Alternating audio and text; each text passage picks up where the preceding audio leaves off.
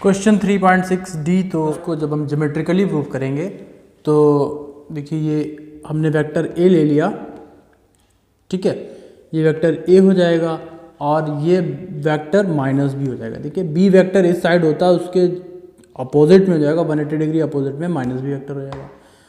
और जो तीसरा वेक्टर बनेगा रिजल्टेंट, वो पहले वाले की टेल से दूसरे वाले को हेड को ज्वाइन करेंगे और ये ए माइनस बी वेक्टर बन जाएगा, ठीक है। पहला ए था, दूसरा माइनस बी था। सो ये हमारा एक ट्रायंगल बन गया। अब इस ट्रायंगल के अगर हम साइड्स को देखें तो साइड्स क्या क्या हो जाएंगी, एक साइड ये हो जाएगी मॉड ऑफ वेक्टर ए, एक साइड हो जाएगी mod of vector minus b. तो यहाँ पे रिजल्टेंट क्या मिलेगा, vector mod of vector b मिलेगा, ठीक है। माइनस बी को जब हम इससे बाहर करेंगे मॉड से, तो वेक्टर बी ही मिलेगा हमको, ठीक है। तीसरी जो साइड बनेगी mod of vector A minus b. ये तीनों साइड हो गई ट्रायंगल की।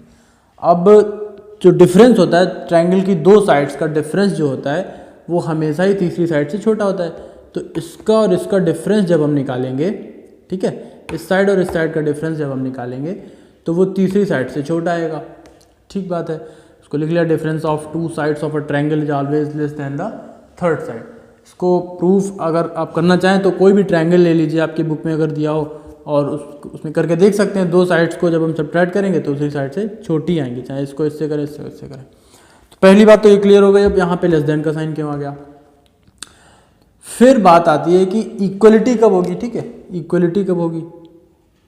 सो अभी जो, अब यहाँ पे आ जाते हैं इस पे पहले। अभी जो हमारा ये वेक्टर ए है और ये वेक्टर माइनस बी है, ठीक है, ये वेक्टर ए है और ये वेक्टर माइनस बी है। इनके बीच का एंगल है 180 माइनस थीटा। एंगल कितना है, ये थीटा हो जाएगा, ठीक है। ये बी इधर थीटा जाएगी और माइनस बी उसका अपोजिट होता है 180 डिग्री। तो ये ए है और ये बी का एंगल हो जाएगा। तो पूरा 180 था, सॉरी हाँ पूरा 180 था, उसमें से ये थीटा हटा दिया हमने, ठीक है। पूरा 180 था, उसमें से ये वाला इधर का हटा दिया, तो ये कितना बचेगा 180 माइनस थीटा। तो वेक्टर ए और वेक्टर माइनस बी के बीच का एंगल कितना है 180 माइनस थीटा।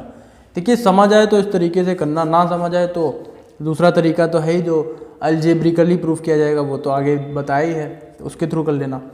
सो ये वेक्टर बी था जिसका ए से एंगल कितना थीटा था, हमें माइनस बी चाहिए था, तो माइनस बी का ए से एंगल कितना होगा 180 माइनस थीटा। क्यों, क्योंकि पूरा 180 है, उसमें से जब थीटा हटा देंगे तो इतना जो बचेगा ये बचेगा 180 माइनस थीटा बचेगा। ये वेक्टर बी माइनस बी हो गया, तो ए और माइनस बी बन गया। अब हमें क्या चाहिए, इक्वलिटी चाहिए। इक्वलिटी तभी आएगी जब ये ए और माइनस बी सेम लाइन में होंगे, ठीक है, एक लाइन में होंगे। तो कब होंगे, तो ये हम कंडीशन बना देंगे कि जब थीटा को 0 कर दें, ठीक है। थीटा को 0 कर दिया तो ये बी कहाँ आ जाएगा, बी यहाँ पे आ जाएगा उठ के। थीटा को 0 कर देंगे, बी उठ के इस लाइन में आ जाएगा, ठीक। और ये माइनस बी है वो उठ के इधर चला जाएगा, ठीक है ना, इस तरीके से मूव हो जाएगा। तो माइनस बी उठ के इधर आ जाएगा।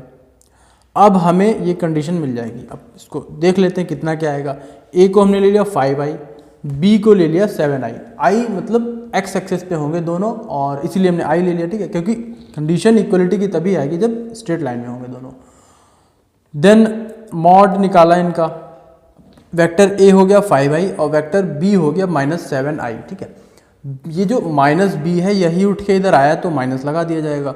इनका जब मैग्नीट्यूड निकालेंगे तो ये 5 हो जाएगा, ये 7 हो जाएगा।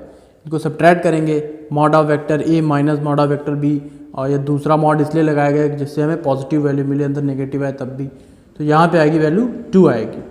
अब ये तो 2 आ गया इस तरीके से मैथमेटिकली सॉल्व करने पे। यहाँ पे क्या हमारा रिजल्टेंट 2 आएगा, देखिए ये वेक्टर ए हो गया 1 2 3 4 5, ठीक है। 5i या मैग्नीट्यूड ले लिया, सिर्फ 5 का ले लिया। वेक्टर बी का जो मैग्नीट्यूड होगा, जब बी इस तरीके से मूव होकर इस पे आ गया तो 7 ले लेंगे। 1 2, आप कोई भी वैल्यू ले लीजिए, इसको 3, इसको 4, इसको 9, इसको 12, और उसको सॉल्व करके देख लीजिए, आपका आंसर भी सेम ही आएगा। अब यहाँ पे 7 चल रहा है हमको बी को इस डायरेक्शन में, ठीक है। तो 1 2 3 4 5 6 7, तो यहाँ पे आ गया वेक्टर माइनस बी। रिजल्टेंट जब निकालते हैं, पहले वाले की टेल से दूसरे वाले के हेड को ज्वाइन करते हैं, तो रिजल्टेंट आएगा 1 और 2 का रिजल्टेंट आ जाएगा। सब्ट्रैक्ट करने के बाद ही हमारा 2 ही आ रहा है, ठीक है। तो वेक्टर ए माइनस वेक्टर बी, ये वेक्टर लगे हुए हैं, ठीक है। बुक में एक्चुअली डार्क लिखा हुआ है तो वो नहीं लगाया गया। सो वेक्टर ए माइनस वेक्टर बी जो रिजल्टेंट वैल्यू आई है वो भी यहाँ से यहाँ तक आई है 1 और 2 ही आई है, ठीक है, मतलब आएगा माइनस में, उसको जब मैग्नीट्यूड निकालेंगे वो प्लस का 2 हो जाएगा।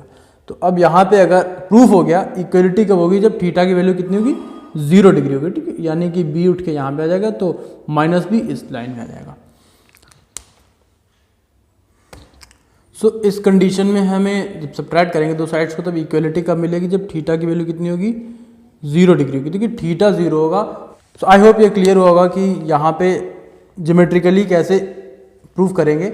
लेस और ग्रेटर का तो कर लेंगे आप सभी, बट जो इक्वलिटी का साइन होता है उसमें थोड़ा सा कन्फ्यूजन रहता है। तो वो जब थीटा की वैल्यू 0 करेंगे तो b इधर आएगा, माइनस b इधर चला जाएगा, तब हमें इस तरीके से मिल जाएगी वैल्यू। तो ज्योमेट्रिकली इसको इस तरीके से प्रूफ किया जाएगा। फर्दर अलजेब्रिक, अब हम देखेंगे अलजेब्रिकली कैसे प्रूफ करते हैं। हमें क्या प्रूफ करना है, दो वेक्टर हैं a और b, जब उनको सब्ट्रैक्ट करके उनका मैग्नीट्यूड निकालते हैं तो उसकी जो वैल्यू है वो ग्रेटर देन और इक्वल्स टू होनी चाहिए उन दोनों वेक्टर्स के मैग्नीट्यूड, इंडिविजुअल मैग्नीट्यूड के सब्ट्रैक्ट करने पे, ठीक है, उससे ग्रेटर देन और इक्वल्स टू होनी चाहिए। तो यहाँ तक सेम है, तो इसको ऐसे सॉल्व करेंगे। एक वेक्टर a ले लिया हमने, ठीक है, ये वेक्टर a ले लिया और ये वेक्टर b हो जाएगा, थीटा एंगल पे इंक्लाइंड है। अगर हमें वेक्टर माइनस b चाहिए तो ये b के अपोजिट में वेक्टर ले लेंगे, वो माइनस b हो जाएगा, जिसका a से एंगल क्या आएगा 180 माइनस थीटा आएगा, ठीक है, क्योंकि ये थीटा है पूरा 180, तो 180 माइनस थीटा। इसको अगर हमें हेड टेल मेथड से ऐड करना हो तो कैसे ऐड करेंगे, ये वेक्टर a हो जाएगा और माइनस b कहाँ पे आएगा, ये जो माइनस b है इसी के पैरेलल माइनस b ड्रॉ करेंगे। इनका जो रिजल्टेंट आएगा वो एक का टेल से दूसरे के हेड को ऐड करेंगे, तो ये रिजल्टेंट वेक्टर आएगा, उसको लिखेंगे vector r equals to vector a minus vector b।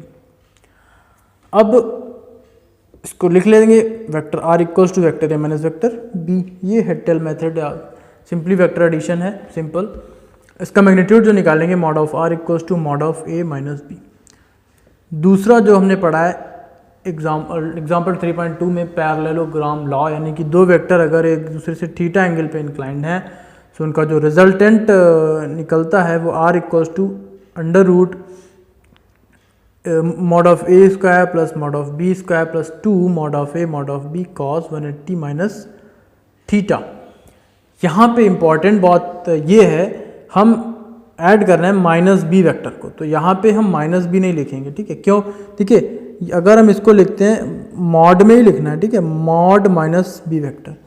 So mod के अंदर यानी कि मॉड का होता है मैग्नीट्यूड, माइनस से हमें मतलब नहीं, मैग्नीट्यूड चाहिए, डायरेक्शन माइनस दिखाएगी, ठीक है, ठीक है, ये भी बी है ये भी बी है, लेकिन ये क्या है माइनस में क्यों है, क्यों, क्योंकि इसकी डायरेक्शन अपोजिट है।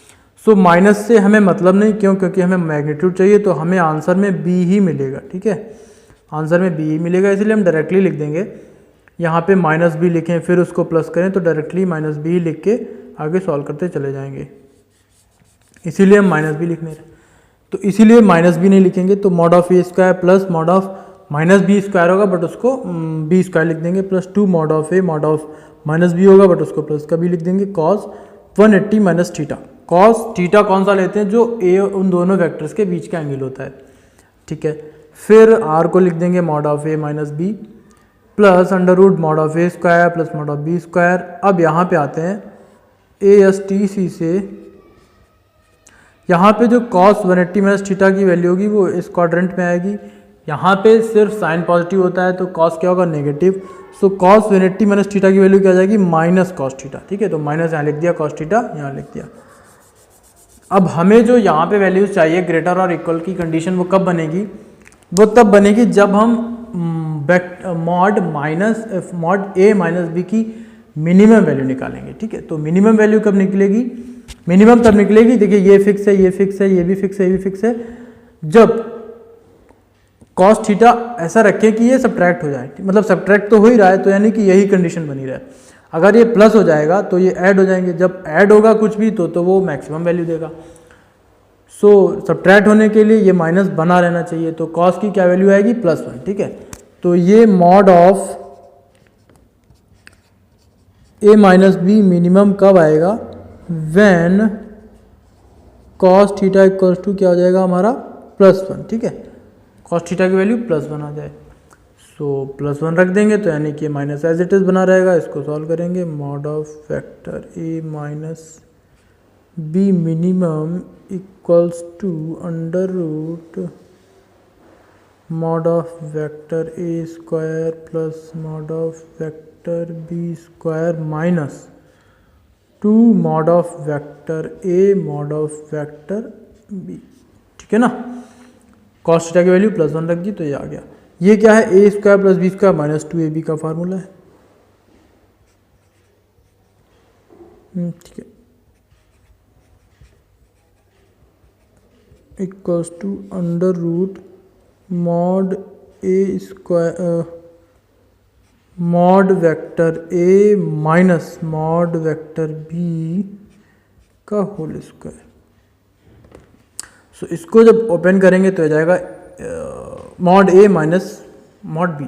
सो अब यहाँ पे इसको कैसे लिखेंगे, इसको कंप्लीट एक मॉड में लिखा जाएगा। जब हम स्क्वायर रूट से बाहर लाएंगे तो mod of A minus b minimum equals to mod vector A minus mod vector B.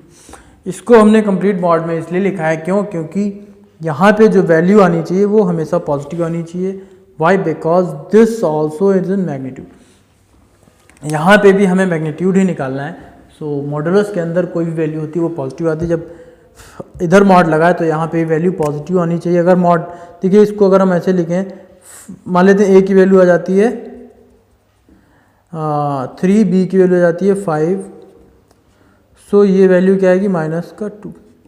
अगर ये मॉड ना लगाओ ये यहाँ पे वैल्यू -2 आएगी, बट मॉड लगाए तो ये +2 हो जाएगी। ठीक है, सो इसीलिए कंप्लीट मॉड लगाया जाएगा। क्योंकि वैल्यू पॉजिटिव है तभी ये LHS के इक्वल हो पाएंगी वैल्यू पॉजिटिव। यहाँ भी आंसर आना चाहिए।